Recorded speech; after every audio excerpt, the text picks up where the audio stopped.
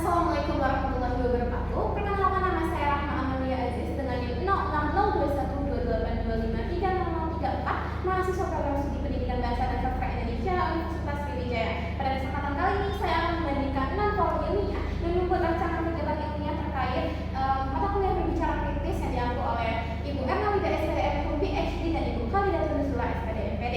Baik, langsung saja. Yang pertama itu ada forum debat, di mana debat sendiri adalah kegiatan ada argumentasi antar pribadi atau golongan yang mengkaji baik tidaknya suatu usulan.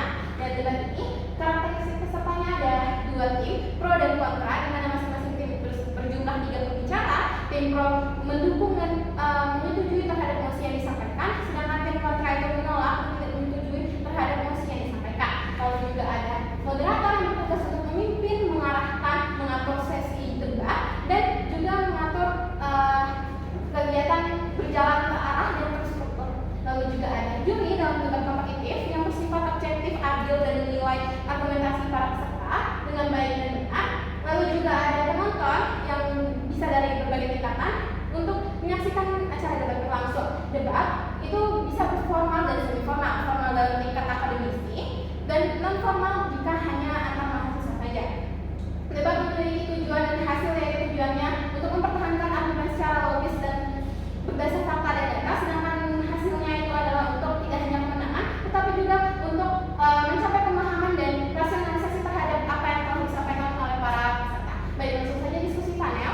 Diskusi panel adalah diskusi formal yang dilakukan untuk membahas satu topik tertentu yang dilakukan oleh para panelis, orang-orang yang ahli dalam bidangnya, yang menyampaikan sudut pandang yang berbeda-beda.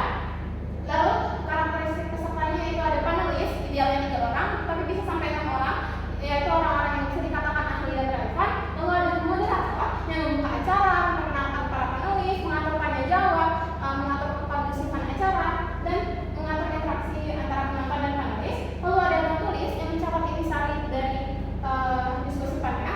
Mohon maaf, tadi di debat juga ada penulis yang mencatat intisari debat. Lalu selanjutnya ada formalitas diskusi panel adalah semi formal dan formal. Formal dalam tingkat akademisi antar universitas. Lalu non semi formal jika hanya program-program TV, karena biasanya diskusi panel membahas mengenai isu sensitif. Lalu tujuan dan hasilnya yaitu tujuannya untuk mendapatkan gambaran dan memperdalam pengetahuan terhadap isu dan juga mendapatkan perspektif pendapat dengan sudut pandang yang berbeda dari berbagai opini publik untuk menentukan kebijakan selanjutnya. Baik, langsung saja kolokvium. Kolokvium itu tingkatan yang mirip dengan seminar tapi lebih terfokus kepada hasil penelitian, yaitu membahas dan meninjau hasil penelitian mahasiswa, di mana karakteristik pesertanya ada dosen penguji dan pembimbing berjumlah 2-3 orang yang memberikan masukan, evaluasi, kritik, dan saran terhadap mahasiswa.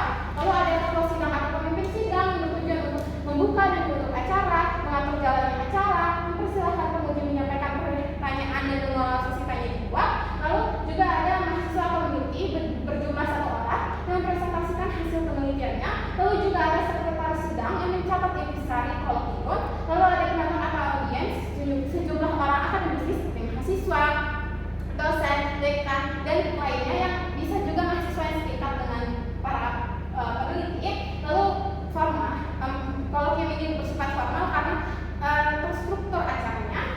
Lalu hasil keluarannya dan tujuannya adalah tujuannya untuk mendapatkan umpan balik, evaluasi berupa saran kritik pembangun, lalu perbaikan terhadap rencana atau hasil penelitian yang telah dilakukan oleh mahasiswa tersebut.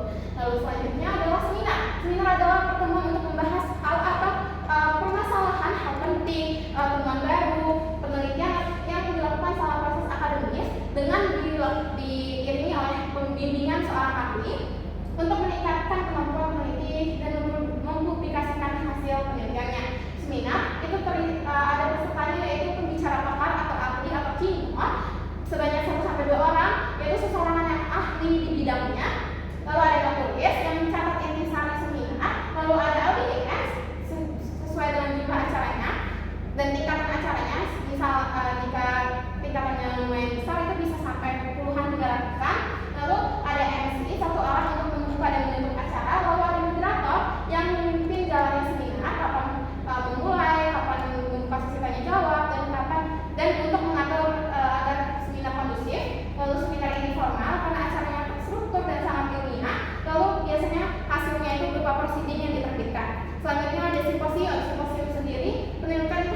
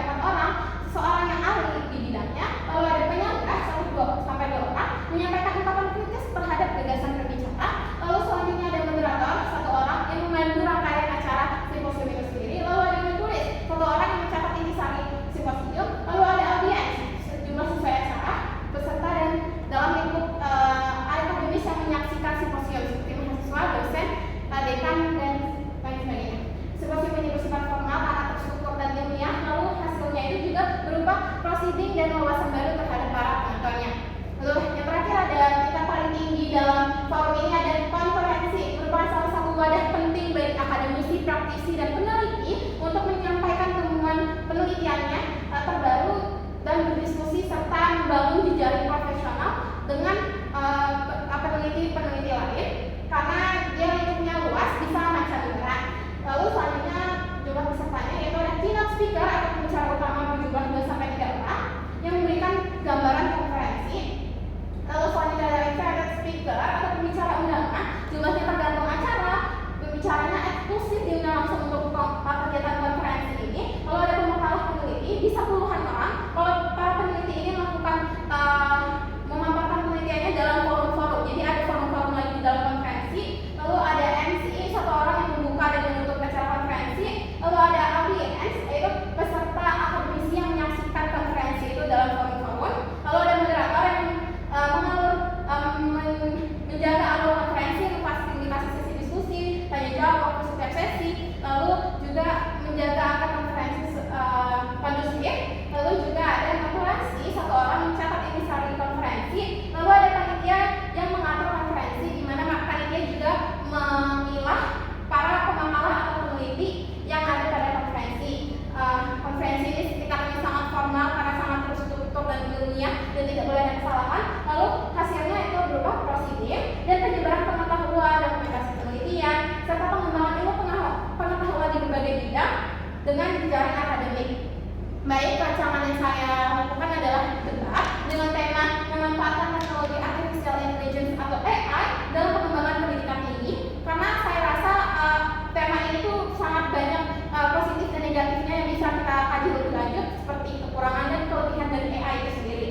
Dan dalam tingkat fakultas saya bisa mengundang perwakilan program studi untuk melakukan acara debat ini. Di sini saya melacak 170 menit dengan 6 tim peserta, di mana yang pertama itu ada pembuka dan sambutan dari dosen atau dekan sebanyak 19 menit, dan sesi debatnya itu terbagi menjadi 3, ada tim A versus tim B, tim C versus tim D, dan tim E versus tim F, di mana mereka topiknya itu bisa apakah AI itu bermanfaat untuk mendukung pembelajaran